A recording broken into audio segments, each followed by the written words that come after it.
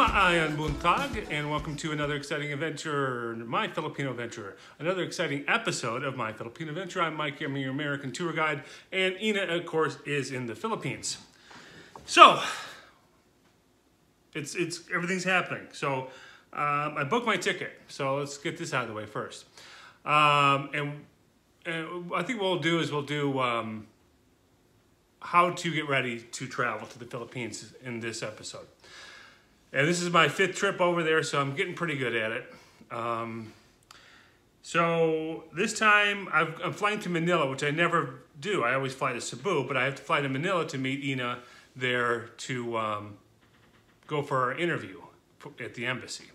And I'm not really looking forward to going to Manila.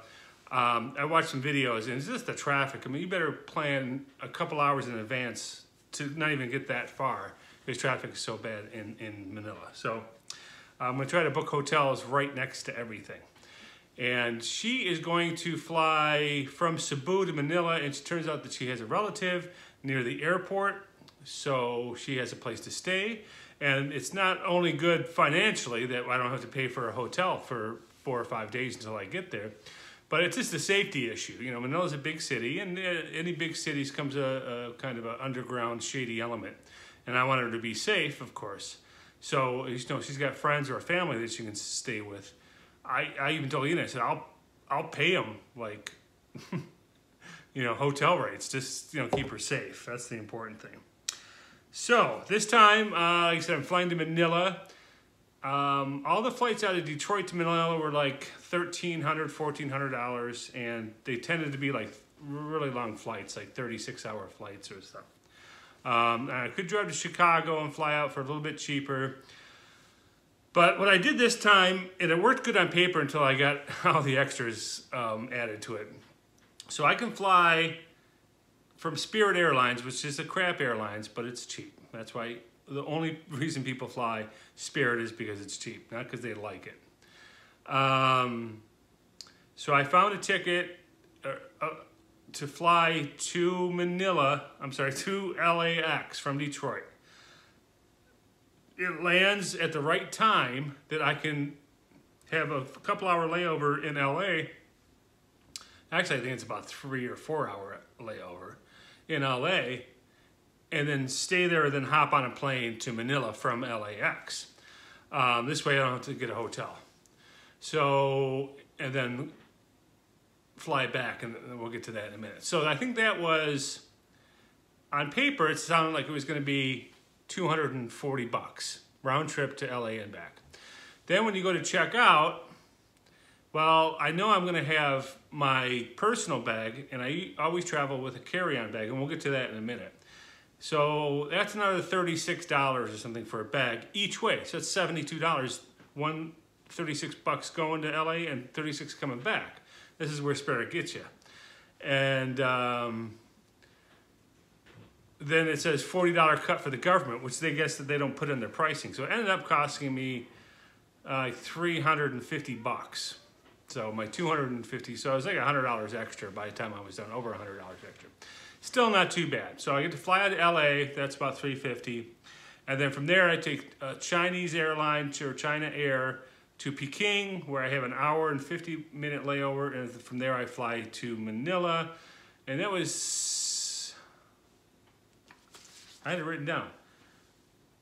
That was $600, and I got the trip protection on that flight too. I paid an extra $40 just in case if something happens between now and when I fly with our visa or something, I can cancel my trip and get a full refund. So that was like $40. All said and done, with the flight from LA, from Detroit to LA there, I think it was $1,000. So I saved myself a few $100. So I thought I was being smart, but you know, I guess in the long run I'm saving. And it's a shorter flights. It seems I'll be getting there a little bit quicker. So anyway, I got that. Got my passport already, and got my paperwork ready to fly. So now, this is my 5th trip, so I know what to do. Did you know what to do after you buy your ticket? I suggest you buy your ticket a month or 2 in advance. You get your best price. Plus, it gets you motivated to get ready to travel. The other thing, too, is after a couple months, you forget about that $1,000. It doesn't hurt so bad. And then it doesn't sting the pocketbook as much. So if you spread it out, it's not all at once type of thing. Okay, so now I usually also, if it's your first trip, you won't have this. But if you fly a lot, I always try to keep some of the Filipino money. Here I got 500, 600, 700, 770 pesos. Now this is good. If I landed at the airport, I'd have enough for a taxi to get pretty much wherever I wanted, maybe even a little bit to eat, before I went to the mall to exchange my money, because you don't want to exchange your money at the airport. They rip you off. It's best to go like to the malls or one places like that. When I pack, I have a bag like this. See, it's all beat up and it's got all the different stickers from all the flights on there. It was new when I started flying there. It's a little beat up now.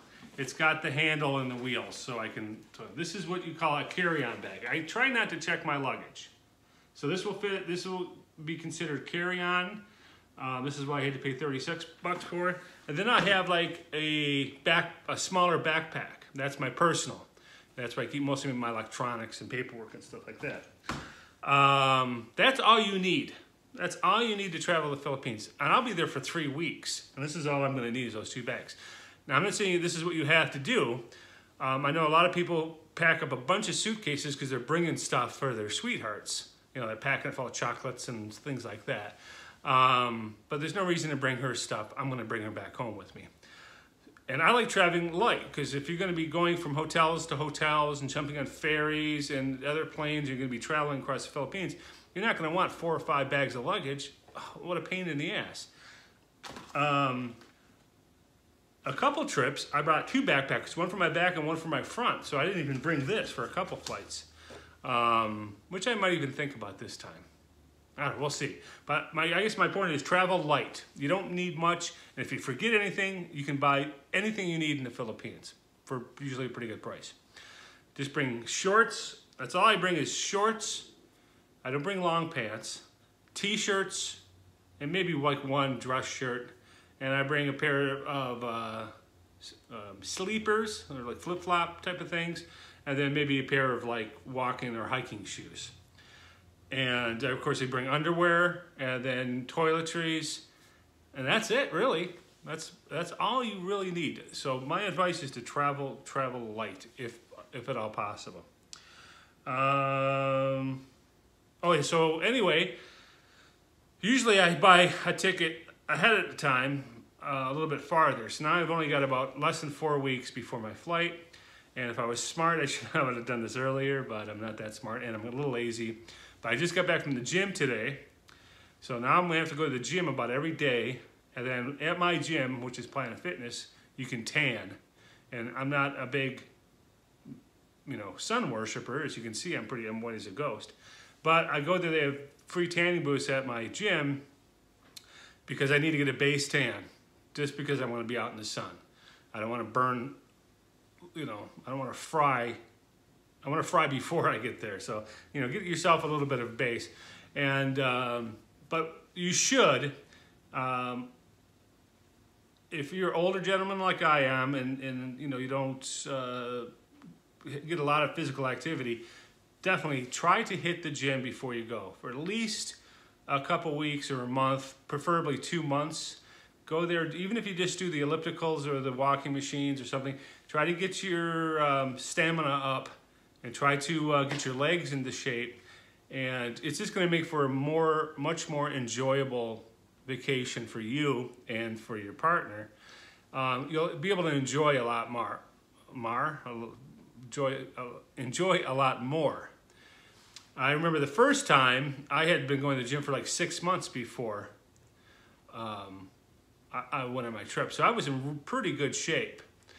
And I'm glad because we climbed mountains and stuff I probably couldn't do right now.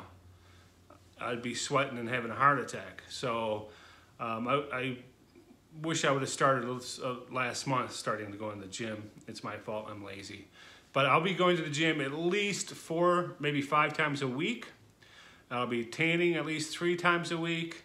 and I'll be trying to juice more and eat better. See if I can drop about. Hopefully if I can drop 10 pounds, I'd be happy. But more important than dropping the weight is just getting into shape. And trust me, you'll thank me for that later. So that's it. I'll give you more updates later. But that's my routine after I buy my ticket. It gets my brain going of what I need to do. And we'll go over like paperwork and things like that in a later edition of things you should do when you get even closer to the departure. But once you buy your ticket, start thinking about your luggage, start thinking about your clothes, and definitely if you need to, get to the gym or get some exercise, get yourself in shape, because this is an adventure. It's a Filipino adventure. So with that, I'll leave you for now. Stay cool, stay happy, and as always, stay classy.